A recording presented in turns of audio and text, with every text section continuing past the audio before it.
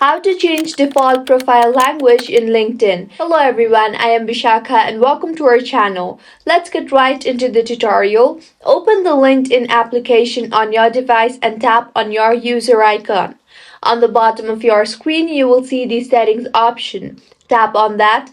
Now tap on account preferences and then under general preferences, you will see the option for language. Tap on that.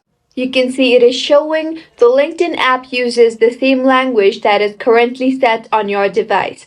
So now go ahead and change the language setting on your device.